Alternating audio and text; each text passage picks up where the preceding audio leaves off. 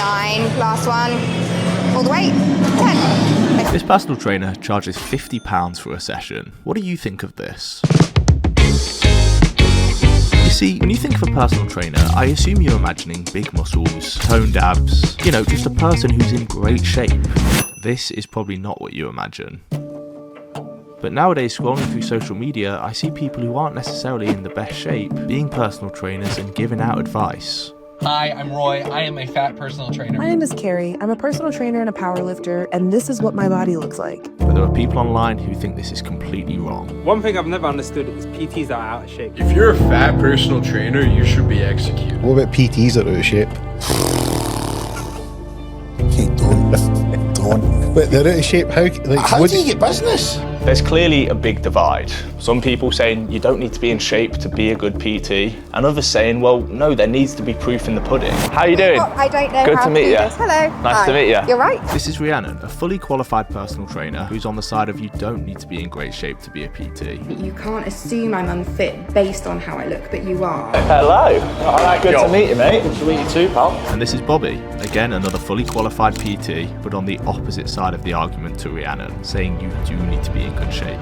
In this video I'm hiring both of them to train me as a PT, and at the end they'll meet up and discuss their opposing opinions. You are physically unhealthy. Really, do you want to know? I do feel a little bit intimidated. It's just morally correct for a personal trainer to be in shape. Morally correct.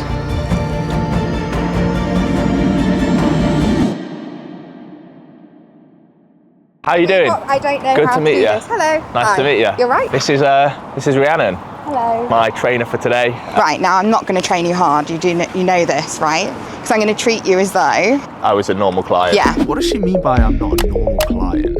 I've never had somebody who's a gym goer. But surely you have clients who come to you saying, I want to build some muscle. Oh yeah, so we can work in the, I can never say this word, hypertrophy. Hypertrophy, yeah. We can work in that and we can do, sets, reps, all of that stuff. I can do that. But the difference is you know what you're doing, I think. Yeah. Whereas when I'm instructing, they don't know what they're doing. So this is where Rhiannon's a bit different as a PT. The clients I help are people who, they decide they want to do something, but then their anxiety is so high for whatever reason that they can't walk in the door because they don't know what then happens. I want to make it accessible for anybody to feel as though they can come. Rhiannon's goal is to get people who are scared of going to the gym into the gym and started. But she faces a lot of backlash online. It's like hiring a financial advisor who lives in a tent. If you can't take care of your own body, how can you give advice to others? Well, I'm with her. I've told her what my goal is, to build muscle. She charges £50 for a session. Let's see what we get. So we'll be doing the military press, 3 sets, 8 to 10 reps. Pull nice and tight, and then drive it up. Drive it up, push. Lovely, control it down and pop it back. Pop your hands just after the little bend. So you're gonna sink your hips down and drive the elbows down. Elbows down, perfect. So 1, 2, and I like that speed, so keep that the same. The workout Rhiannon took me through was an upper body session. Go on, pull. Okay, I would pull it there. Stand with your feet like shoulder width apart, pretty much, nice and strong. Yeah. Bring them in front slightly. Tilt my hands on a slight little angle. I want you to bring them up, hold at the shoulder height for like 2-3 seconds, and then lower under control. And she made sure to go over and show how each exercise was done. And down, control it down, go again. Last one. 1, 2, 3. Control it down. Wow. Okay. Young LA. Mate, they look sick. I think I have to do a plug here. Get clothes like this, shorts like that, joggers like this. Rhiannon, what do you think of the fit? Yeah, looks good. I like it. 2 hours later. I'm really sorry for the quick plug, but Young LA have their Black Friday dropping tomorrow. They have their new Batman released with Batman compressions coming, their comfy collection, and then just tons of the favourites being restocked. Tomorrow, 25th of November, 8 PM UK time, and my code Joe is boosted from giving 15% off to 30%. Thank you. Let's get back on the video. We're going to do alternate hammer curls, then we'll superset in with tricep push downs with this. Rhiannon told me these were the last exercises of the day. And then last one on this arm, 24. And that's the main thing I'd critique about this. There just wasn't enough volume. Lovely, 9, one more. 14, I think. 16, 18. I've definitely miscounted, but we just... I think you went from 14 to 16. Yeah, I did something. There was no chest exercise in this workout either, which for upper body I would have expected. That's it. great speed, 7. Go on then, all the way. Okay, call it there. Okay. But to give credit to Rhiannon, she pushed me hard in a lot of sets. And as she said earlier, her main goal as a PT isn't the workout itself. I guess the big question is, what's your response to people saying that you shouldn't be a personal trainer? Honestly, my response is that the fact that they think that health and fitness is based entirely on weight, which is what they're judging me on. For me, health and fitness is not just about weight. It's everything from your mental health to your cardiovascular health. Anybody can be a personal trainer if they train and they qualify and they get insurance and they get a job and they can get clients. Fair enough. We finished off the session with abdominals. 18, 19, 20. So that is done? Yeah, done. Thank you very much. You're welcome. Thank you very much. You're welcome. A few days later, I headed to Liverpool. We're outside Hard Labour Gym. We're meeting Bobby, who's a personal trainer on the other side of the argument. Hello. Alright, good to meet you, mate. Good to meet you too, pal. Bobby has been a qualified personal trainer for 3 years and charges £40 a session. That is £10 cheaper than Rhiannon. I trained with this lady yesterday. Super nice lady. What do you think of her? She's a PT. Just honest opinion. The plus size personal trainer. Technically speaking, it's a free country. You can do whatever you want. I just don't think it's morally correct to be a plus size personal trainer. Like, to be a PT, you're promoting health and fitness, and that's just going against it. You wouldn't go to someone for business advice from someone who's never owned a business in their life. That is just my opinion. That's just what I think. I don't think she could be she can, but I don't think it's morally correct. Now, Bobby also took me through a session. What are your goals, Mr. Fazer? My goals are build muscle. Put you through one of my bodybuilding, muscle building sessions today. We're going to be training push up. 5, when you're halfway, mate. Give me 5 more. Let's go. Come on, 1 more. Let's work for this last one. Up.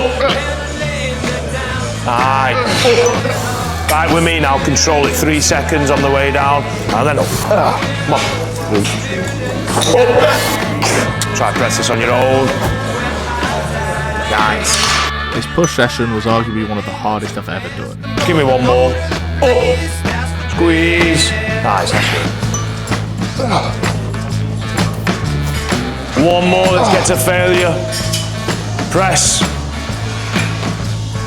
Yes. Nice. And again. 2. Up. That's 2.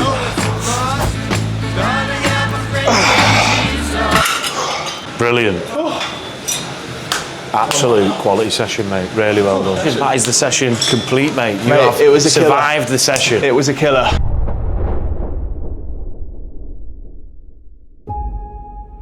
This week I've trained with 2 different personal trainers. 2 very different personal trainers.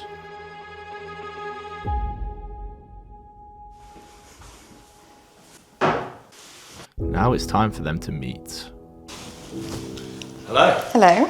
How you doing? Good, how are you? Yeah, good, thank you. Good. This is nice. Hello. Hello. How are we doing? All right. Lovely to meet you. Nice to meet you. Hello. We have Bobby and Rhiannon here. Bobby is a personal trainer. Rhiannon is also a personal trainer. And today they're going to debate, share their opinions on how personal training should be done. This table will help do that. You see, I'll make a statement. It's then Bobby and Rhiannon's decision where they want to put the cup in favour or against the statement I've just made. So without further ado, let the debate begin. Body positivity is a dangerous movement. Rhiannon, why have you gone for the disagree? So I'm a big person and I think that there's nothing wrong with that. No, there isn't. But it That to me is body positivity. scientifically unhealthy. I just feel that someone should feel accepted and proud of their body if they're not meeting society's expectation of fit. If someone's happy with the way they look, fine, you don't want help. Yet you are saying, I feel good, I mentally feel good, physically, your body is screaming at you and saying, help. Yeah, I agree, it's why I'm not over here. It's okay to be overweight / obese.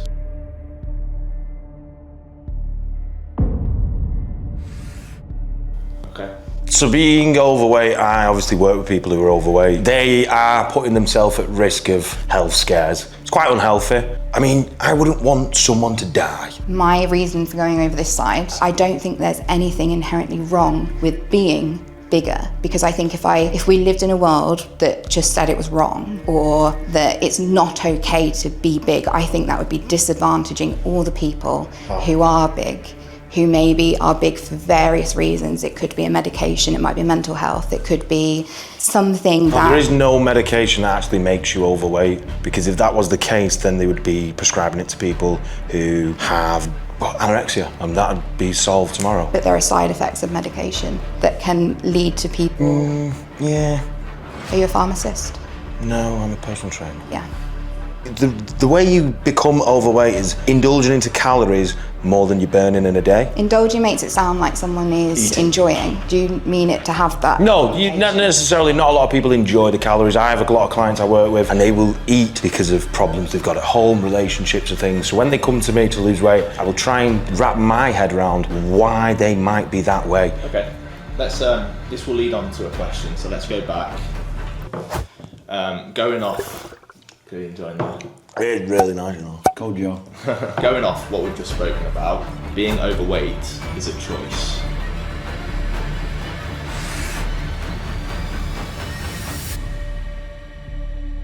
You've remained in the neutral.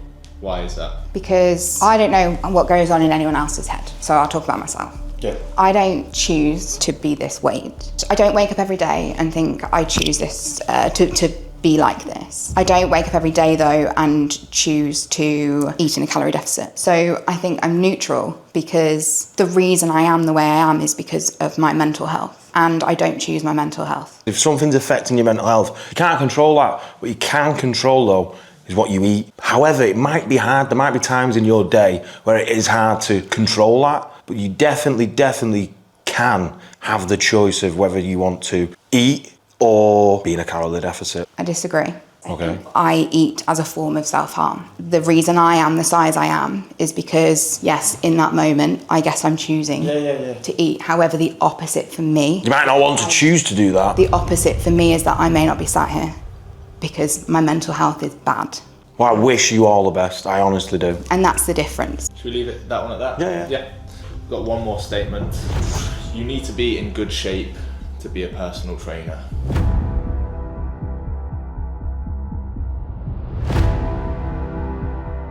So not necessarily, you don't need to be in like top tier shape to be a personal trainer. You can be out of shape. The only exception being is if I personally think you've been in shape before. I would always practice what you preach, and if you're gonna talk the talk, you better walk the walk, because it will be a lot more motivating for someone who can then see if you can do it. Oh, well, I can do it. Morally for me, I would go to someone who's in shape, or at least has been in shape. I have a variety of clients in terms of body weight and shape. People come to me because I can relate to their challenges. I feel that if the difference to somebody starting a health and fitness journey is because there's a bigger personal trainer who they can relate to, and that personal trainer knows what they need to do to lose weight, but actually right now is focused on good mental health and just being stronger in the gym. If that personal trainer can help one big person, then they should exist and they should be able to be a personal trainer. I just personally wouldn't take advice off. Let's say, put it into example, I want to set up a business. I wouldn't go to someone who's never owned a business. But that would be like going to a personal trainer who's not a qualified personal trainer. That's different to this because I am qualified. I feel like it's just morally correct for a personal trainer to be in shape. That's all. Morally correct. The idea that you think that the way I exist in the world and the job I choose to do is morally incorrect, which is pretty much what you've just said, really bothers me. I show people they don't need to look a certain way to join a gym. No, 100%. Without me putting myself out there and doing what I do, they would never walk through the gym door because the gym is overwhelming. The fact that you feel that me doing that job is morally not great has bothered me. Because Well, you can do it. That's what you can do it. You can do whatever you want. But it's morally incorrect. If you're out of shape, then so it's unhealthy. Again, it's unhealthy. It's just unhealthy. I think we have very different clients. And I really don't think we do. I've got kids who are overweight, kids who are underweight, women who are overweight, women who are underweight. But I do have clients the exact same as you.